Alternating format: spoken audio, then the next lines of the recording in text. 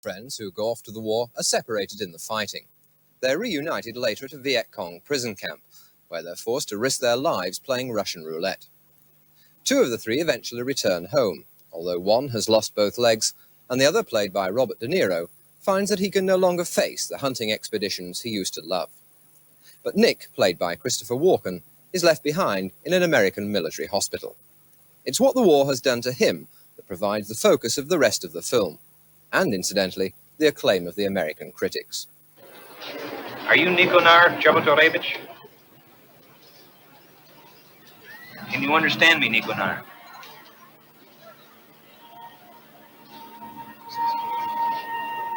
Are you Jabotorevich? Are you sure? Jabotorevich, is that a Russian name? No, it's American.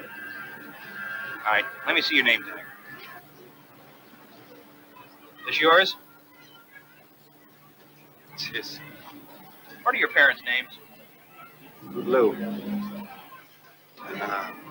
my mother's name is, Eva. And what are your parents' dates of birth?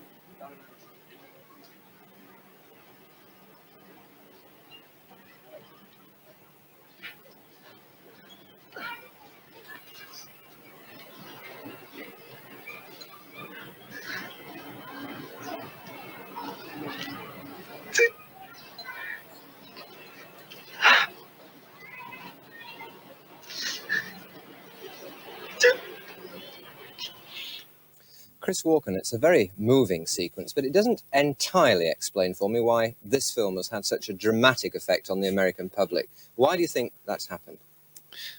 Well, I think, first of all, because it's a terrific movie. You know, it's a great story. Very dramatic story for a film. And I've heard Michael Cimino, the director, say that it may have something to do with the fact that in America we've been blocked about the experience for a while. What do you mean by blocked? Well, there's been no way of really expressing feelings about it that are that have been with us for years, and which are maybe in some way finding a way out at this point. People do react to it very powerfully. I haven't seen it any place but in New York, but I've heard about other places. The audience reacts very powerfully. People cry, and it's very upsetting. People, when they speak to me about it, a funny thing happens. Their voice shakes, and in a sense they seem to be wanting to say something, and usually what happens is that they stop in the middle of whatever it was that they wanted to say, as if there really was nothing to say except that they're very upset. Do you think it's possibly because this may be the first film on Vietnam, and there have been several, which has actually looked at how it affected people? It's not about battles, it's how it affects people's brains, isn't it, basically? Yes, absolutely. The film is about these people, and I think, and I certainly thought while I was making it, and when I read it, I just thought about it in terms of the people. The fact of it being the war in Vietnam, the story needs a war, it needs a catastrophe as a sort of cathartic thing for these people. On the other hand, is it not possible that it's slightly over-dramatized? I mean, of the three of you who go there, one loses both his legs and the other one becomes mentally disturbed. I mean, is that really realistic? Is that how it was? Oh, yes, because, you know, my brother is a Vietnam veteran, and he never speaks much about his experiences there, not at all, as a matter of fact.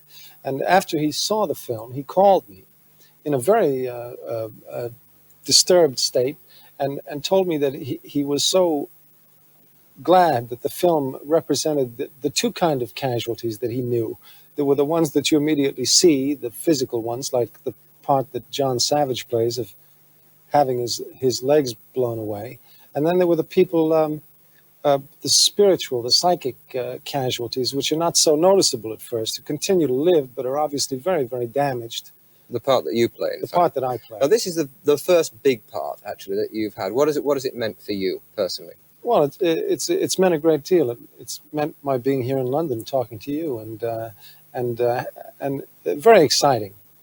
Well, Christopher Walken, with this film, we wish you all the very best. Thank you very much. Thank you.